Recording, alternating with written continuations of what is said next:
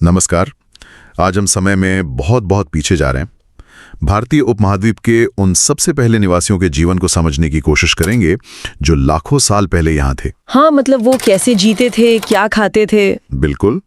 और कैसे वो शिकार और संग्रह से खेती तक पहुंचे, वो जो बड़ा बदलाव था जिसने सब कुछ बदल दिया। हाँ। हमारे पास स्रोत के तौर पे एनसीईआरटी की किताबें और कुछ संबंधित लेख भी हैं। जो हमें उस प्राचीन दुनिया की एक झलक देते हैं। तो हमारा मकसद क्या है? ये समझना कि वो शुरुआती इंसान क्यों घूमते रहते थे, उनके औजार कैसे थे, आग का क्या रोल था, और फिर वो खेती और पशुपालन वाला बड़ा मोड़ कैसे आया, है ना? चलिए शुरू करते हैं इस कहानी को। तो लगभग 20 लाख साल पहले इस उपमहाद्वीप में रहने वाले ये जो आरंभिक मानव थे, इन्हें हम आखेटक खाद्य संग्राहक कहते हैं। हाँ, आखेटक खाद्य संग्राहक। और ये नाम ही बताता है कि उनका जीवन कैसे चलता था। मतलब शिकार करके और चीजें इकट्ठी करके। बिल्कुल, जंगली जानवरों का शिकार करना, मछलियां पकड़ना, चिड़ियां, और साथ में फल, जड़ें, दाने, पत्ते, अंडे, जो भी मिल जाए वो इकट्ठा करना। तो ये एक जगह टिककर नहीं रहते थे, घूमते रहते थे। हाँ, उनका घूमते रहना एक जरूरत थी, मजबूरी कह सकते हैं, शौक नहीं था। अच्छा, क्यों जरूरत थी घूमने की? देखिए, इसके कई कारण थे। पहला तो ये कि अगर वो एक ही जगह ज्यादा दिन रुकते तो आसपास के खाने के स्रोत, मतलब पेड़ पौधों से मिलने वाले फल या जानवर, वो कम हो जाते। हाँ, जाहिर है खत्म हो जाते होंगे। तो भोजन की तलाश में उन्हें आगे बढ़ना ही पड़ता था। और कोई कारण? दूसरा बड़ा कारण था जानवर, मतलब जिन जानवरों का वो शिकार करते थे, जैसे हिरण या जंगली मवेशी, वो भी तो चारे की तलाश में घूमते थे, तो शिकारी भी उनके पीछे पीछे चलते थे। अच्छा, जानवरों का पीछा करते हुए। हाँ। तीसरा कारण मौसम से जुड़ा था। अलग अलग पेड़ों पर फल फूल अलग अलग मौसम में आते हैं, है ना? हाँ, बिल्कुल। तो सही चीज की तलाश में सही मौसम में उन्हें अलग अलग इलाकों में जाना पड़ता होगा। और शायद सबसे जरूरी चीज, पानी। निश्चित रूप से। चौथा और सबसे अहम कारण पानी ही था। पानी तो नदियों, झीलों, झरनों से ही मिलता था, और कई नदियां और झीलें तो मौसमी होती हैं, मतलब सिर्फ बारिश में पानी होता है उनमें। तो सूखे मौसम में पानी की तलाश में भी घूमना पड़ता होगा। हाँ, बिल्कुल। उन्हें उन जगहों पर जाना पड़ता था जहां पानी साल भर उपलब्ध हो। तो उनका पूरा जीवन ही एक यात्रा जैसा था, भोजन और पानी की तलाश में। लेकिन हमें ये सब बातें पता कैसे चलती हैं? वो कोई लिख तो गए नहीं अपनी कहानी। हाँ, सही कहा। डायरी तो नहीं लिखते थे वो। हमें ये जानकारी मिलती है पुरातत्वविदों की खोजों से। खोजों से? जैसे उनके औजारों से जो वो इस्तेमाल करते थे, पत्थर के, लकड़ी के, हड्डियों के। हाँ, पर पत्थर के औजार सबसे ज्यादा मिलते हैं क्योंकि वो इतने लंबे समय तक टिके रह जाते हैं। लकड़ी और हड्डी तो गल जाती हैं। तो ये पत्थर के औजार किस काम आते थे? बहुत सारे काम करते होंगे इनसे तो। अरे हाँ, बहुत काम के थे ये। फल फूल काटने के लिए, मांस या हड्डी काटने के लिए। अच्छा। पेड़ों की छाल उतारनी हो या जानवरों की खाल, सब इन्हीं से।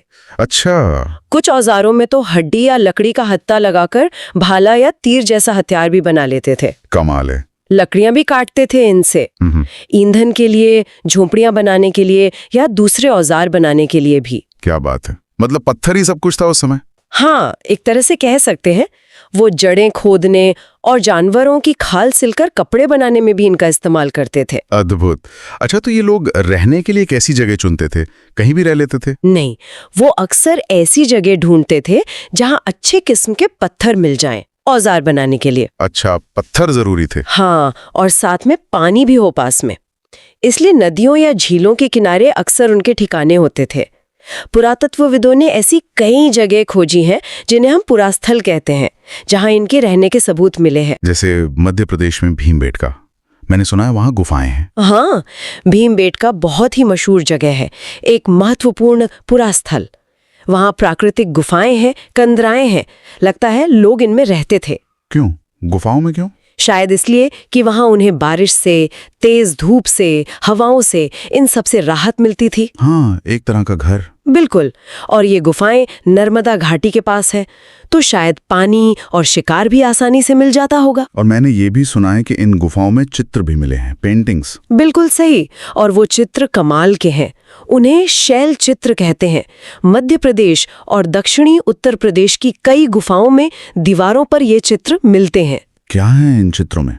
ज्यादातर जंगली जानवरों के चित्र हैं, जैसे जंगली भैंसें, हिरण, बारहसिंहे, और बड़ी कुशलता से बनाए गए हैं, एकदम सजीव लगते हैं। वाह, हजारों साल पुराने चित्र। हाँ, सोचिए जरा, ये शायद उनके जीवन का हिस्सा रहे होंगे।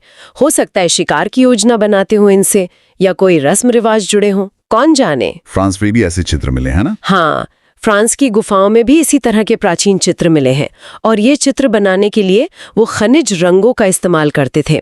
जैसे लोहे के अयस्क से लाल पीला रंग बना लिया, कोयले से काला रंग। ये चित्र हमें उनकी दुनिया में झांकने का मौका देते। बिल्कुल, उनके मन में, उनके समाज में। तो औजार हो गए, रहने की जगह हो गई। एक और बहुत बड़ी खोज थी जिसने शायद सब बदल दिया, आग। हाँ, आग, ये तो एक क्रांतिकारी खोज थी। इसका क्या सबूत है कि वो आग जलाना जानते थे? आंध्र प्रदेश में कुरनूल गुफाएं हैं, वहां राख के अवशेष मिले हैं। राख मतलब जली हुई लकड़ियों के निशान? हाँ, इससे पक्का पता चलता है कि आरंभिक लोग आग जलाना सीख गए थे। और आग का इस्तेमाल किस लिए करते होंगे? सोचिए जरा, आग का मतलब था रोशनी, रात के अंधेरे में गुफाओं के अंदर देख पाना। हाँ, ये तो है। फिर गर्मी, ठंड से बचाओ, मांस को भून कर खाना, जो पचाने में आसान होता है और ज्यादा सुरक्षित भी। और शायद जंगली जानवरों से बचाओ। हाँ, ये भी बहुत महत्वपूर्ण था।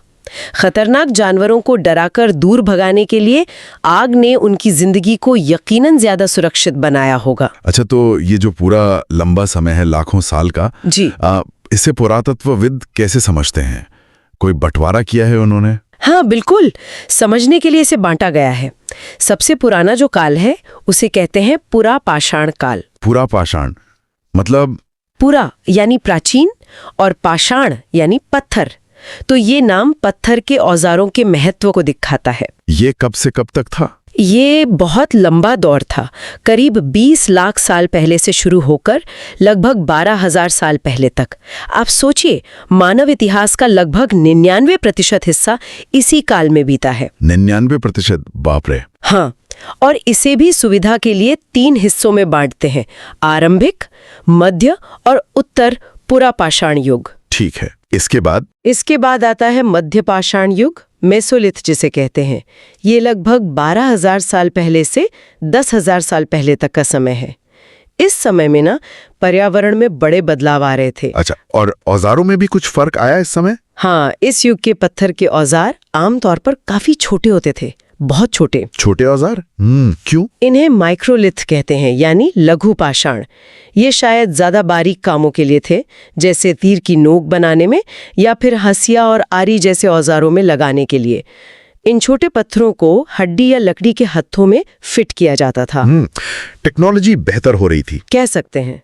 पुराने किस्म के औजार भी बनते रहे, ऐसा नहीं कि वो बंद हो गए। और फिर तीसरा युग? हाँ, लगभग 10,000 साल पहले शुरू होता है नवपाषाण युग, नियोलिथ। नवपाषाण?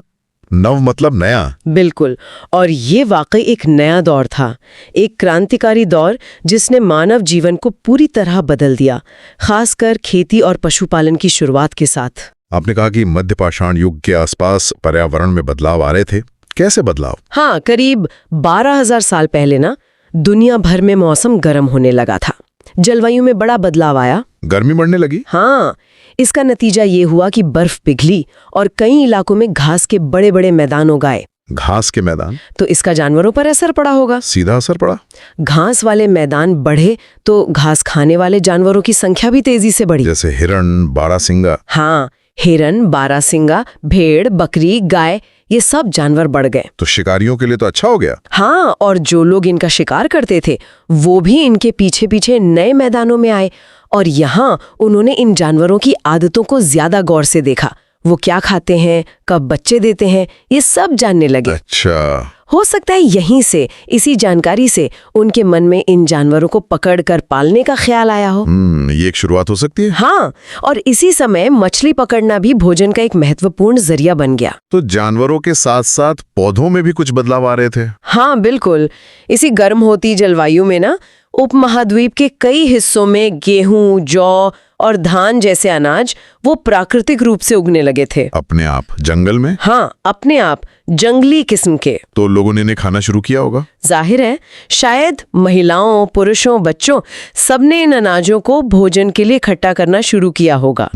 और धीरे धीरे उन्होंने ये भी सीखा होगा कि ये अनाज उगते कहाँ हैं, कब पकते हैं, बीज से नया पौधा कैसे बनता है। अच्छा, मतलब प्रकृति को ऑब्जर्व करके सीखा। हाँ बिल्कुल, हो सकता है उन्होंने देखा हो कि गिरे हुए बीजों से नए पौधे उग रहे हैं और फिर शायद उन्होंने खुद बीज बोकर अनाज उगाने की कोशिश की हो।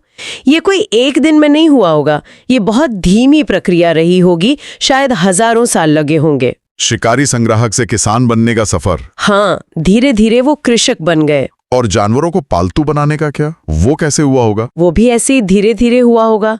शायद लोगों ने अपने रहने की जगह के पास चारा रखकर जानवरों को अपनी तरफ खींचा होगा, लालच देकर। हाँ, कह सकते हैं। और उन्होंने उन जानवरों को चुना होगा जो कम हिंसक हों, झुंड में रहते हों, घास खाते हों, जैसे भेड़, बकरी, गाय, सुअर। अच्छा, माना जाता है कि सबसे पहले कुत्ते के जंगली पूर्वज को पालतू बनाया गया। कुत्ता, वो क्यों? शायद शिकार में मदद के लिए या फिर रहने की जगह की रखवाली के लिए। हाँ, हो सकता है। फिर धीरे धीरे बाकी जानवरों को अपने पास आने के लिए उत्साहित किया होगा, उनकी जंगली जानवरों से रक्षा की होगी, तो वो जानवर इंसानों के आसपास रहने के आदी हो गए और इंसान उनकी देखभाल करने लगे। इस तरह वो पशुपालक बन गए। तो ये जो पौधे उगाने और जानवर पालने की प्रक्रिया है, इसे बसने की प्रक्रिया या डोमेस्टिकेशन कहते हैं ना? हाँ बिल्कुल। और कहते हैं कि ये जो पालतू पौधे और जानवर होते हैं, ये अपने जंगली रिश्तेदारों से अलग दिखने लगते हैं। ऐसा क्यों? हाँ, ये बड़ा दिलचस्प है। ऐसा इसलिए होता है क्योंकि इसमें इंसान का चुनाव शामिल होता है, सिलेक्शन। चुनाव? कैसा चुनाव? देखिए, खेती के लिए इंसान उन पौधों को चुनेगा जिनके दाने बड़े हों ताकि ज्यादा अनाज मिले, है ना? हाँ बिल्कुल। और जिनकी डंठलें मजबूत हों ताकि अनाज पकने पर आसानी से गिरे नहीं। तो ऐसे ही पौधों के बीजों को वो संभाल कर रखेंगे और अगली बार बोएंगे। अच्छा, मतलब बेस्ट वाले चुन लिए। हाँ, और जानवरों के मामले में भी ऐसा ही। वो उन्हीं जानवरों को आगे प्रजनन के लिए चुनेंगे जो स्वभाव से ज्यादा शांत हो, जिन्हें संभालना आसान हो। इसी लगातार चुनाव की वजह से पालतू जानवरों के सींग और दांत वो उनके जंगली पूर्वजों की तुलना में अक्सर छोटे होते हैं। अच्छा, ये तो मैंने सोचा ही नहीं था। ये पूरी प्रक्रिया दुनिया भर में धीरे धीरे चली, करीब 12,000 साल पहले शुरू हुई। और आज हम जो भी अनाज खाते हैं या जिन जानवरों का दूध पीते हैं या मांस खाते हैं, वो सब इसी लंबी प्रक्रिया का नतीजा है। गेहूं और जौ सबसे पुरानी फसलें मानी जाती हैं। हाँ, गेहूं और जौ सबसे पुरानी अपनाई गई फसलों में से है। और जानवरों में कुत्ते के बाद भेड़, बकरी। तो जब खेती शुरू हुई तो इसका मतलब हुआ कि अब घूमने फिरने वाला जीवन खत्म, एक जगह बसना पड़ा। हाँ, काफी हद तक खेती के लिए एक जगह टिकना जरूरी हो गया। आप बीज बोएंगे तो फसल पकने तक वहीं रहना पड़ेगा ना। हाँ, देखभाल करनी पड़ेगी। बिल्कुल, पौधों को पानी देना, खरपतवार हटाना, जानवरों और चिड़ियों से फसल को बचाना, ये सब काम थे। तो इसमें तो समय लगता होगा। हाँ, और इसके लिए एक जगह टिक कर रहना पड़ता था। और जब अनाज कट गया फिर उसे संभाल कर रखना भी तो था, खाने के लिए भी और अगले साल फिर से बोने के लिए बीज के रूप में भी। स्टोर करना पड़ेगा। यहीं से भंडारण की जरूरत महसूस हुई, स्टोरेज की। तो कैसे करते थे स्टोर? शायद उन्होंने मिट्टी के बड़े बड़े बर्तन बनाने शुरू किए, या टोकरियां बिनी होंगी, या फिर जमीन में गड्ढे खोदे होंगे अनाज रखने के लिए। अच्छा, ये सब चीजें इशारा करती हैं कि जीवन अब स्थायी हो रहा था। हाँ, एक नवीन जीवन शैली विकसित हो रही थी। और पालतू जानवर, उनका क्या फायदा था खाने के अलावा? जानवर तो एक तरह से चलता फिरता खाद्य भंडार थे। हाँ है ना? चलता फिरता खाद्य भंडार, हाँ सही कहा। वो बच्चे देते थे तो उनकी संख्या अपने आप बढ़ती थी, उनसे लगातार दूध मिलता था जो भोजन का एक अच्छा स्रोत था, और जरूरत पड़ने पर मांस तो था ही। तो पशुपालन ने भोजन की सप्लाई को ज्यादा भरोसेमंद बना दिया। हाँ, ज्यादा नियमित, ज्यादा भरोसेमंद। इस नई जीवन शैली के क्या सबूत मिलते हैं हमें? मतलब खुदाई में क्या मिलता है? हमें कई जगहों पर झोपड़ियों या घरों के निशान मिलते हैं। जैसे कश्मीर में एक जगह है बुर्ज होम। बुर्ज होम, वहाँ क्या खास है? वहां लोग गड्ढों के नीचे घर बनाते थे, जमीन खोदकर, जिन्हें गर्तवास कहते हैं। गड्ढे में घर क्यों? उनमें उतरने के लिए सीढ़ियां भी होती थीं। शायद इससे उन्हें ठंड के मौसम में सुरक्षा मिलती होगी। हो सकता है। और दिलचस्प बात यह है कि झोपड़ियों के अंदर और बाहर दोनों जगह आग जलाने की जगह मिली हैं। अंदर भी और बाहर भी। हाँ, इससे लगता है कि लोग शायद मौसम के हिसाब से घर के अंदर या बाहर खाना पकाते होंगे। समझदारी है। और औजारों में भी कुछ फर्क आया है इस नए युग में, नवपाषाण में? हाँ, नवपाषाण युग के औजार पुरापाषाण युग से थोड़े अलग थे। कैसे? कई औजारों पर ना पॉलिश की जाती थी, घिस कर चमकाया जाता था, पॉलिश? क्यों? ताकि उनकी धार और ज्यादा पैनी हो सके और चिकनी हो। अच्छा, टेक्नोलॉजी में सुधार। हाँ, और अनाज पीसने के लिए ओखली और मूसल का इस्तेमाल होने लगा। ओखली मूसल? और ये तो आज भी इस्तेमाल होते हैं। बिल्कुल, सोचिए कितने पुराने हैं ये। हड्डियों से भी औजार बनते थे इस समय में। और मिट्टी के बर्तन, वो भी इसी युग की देन है? हाँ, मिट्टी के बर्तन नवपाषाण युग की एक खास पहचान है। कई तरह के बर्तन मिले हैं, कुछ तो सादे हैं पर कुछ पर अलंकरण भी हैं, मतलब डिजाइन बने हुए हैं। वाह, इनमें क्या रखते थे? शुरू में शायद चीजें रखने के लिए इस्तेमाल होता होगा, जैसे अनाज या पानी, पर धीरे धीरे लोग इनमें खाना पकाना भी सीख गए होंगे। तो खान पान भी बदला होगा फिर? हाँ, चावल, गेहूं, दलहन जैसे अनाज अब भोजन का महत्वपूर्ण हिस्सा बन गए थे।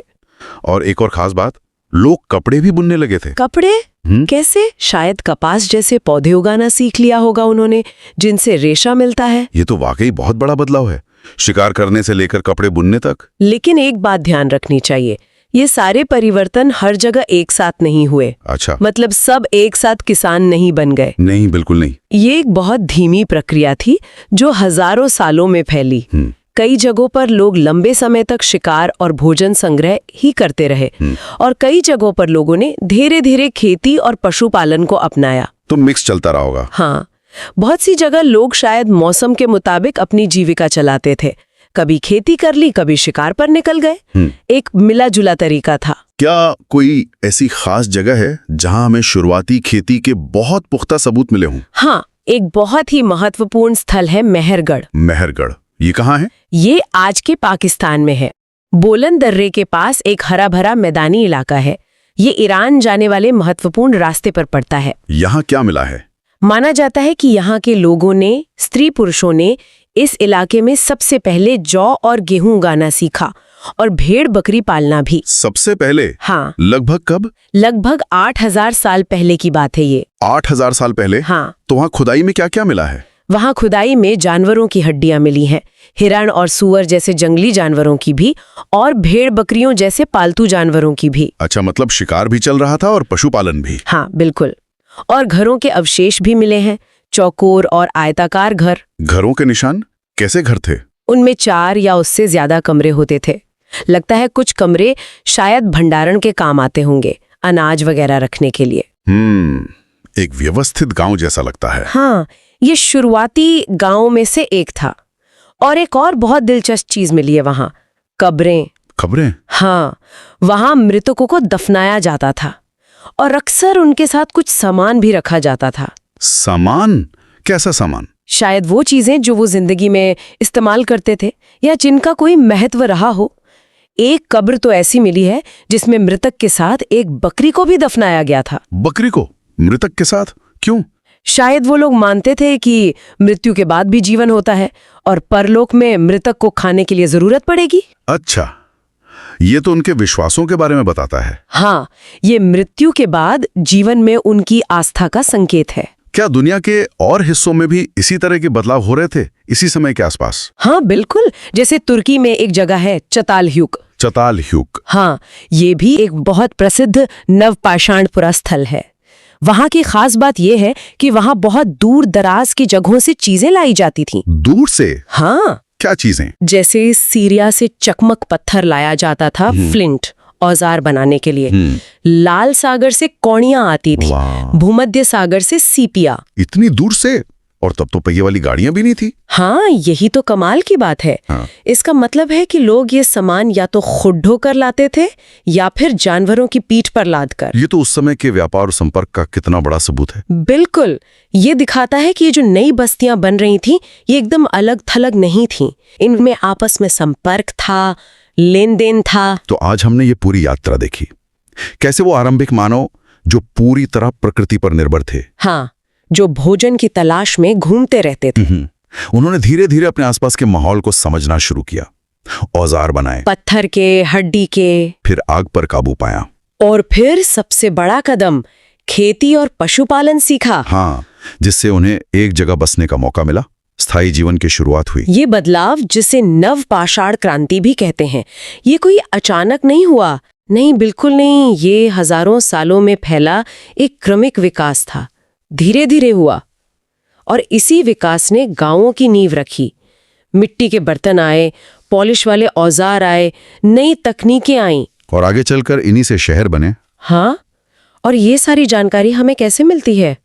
पुरातत्वविदों के धैर्य भरे काम से। हाँ, वो जो छोटे छोटे सुराग जोड़ते हैं, औजार, हड्डियां, अनाज के दाने, घरों के निशान। बिल्कुल, उन्हीं को जोड़कर वो अतीत की ये तस्वीर हमारे सामने रखते हैं। जाते जाते एक विचार छोड़ जाते हैं। हमने मेहरगढ़ की उन कब्रों की बात की जहां मृतकों के साथ सामान और जानवर भी दफनाए जाते थे। हाँ, जो उनके परलोक में विश्वास को दिखाता है। तो सोचिए, हजारों साल पहले के वो इंसान मृत्यु के बाद जीवन के बारे में क्या सोचते होंगे, कैसी कल्पना करते होंगे। ये सोचने वाली बात है। और क्या ये विश्वास सिर्फ दफनाने के तरीकों तक ही सीमित था, या इसने उनके रोजमर्रा के जीवन को, उनके समाज को, उनकी कला को और कैसे प्रभावित किया होगा? बहुत गहरा सवाल है। अगली बार तक इस पर विचार कीजिएगा। हाँ।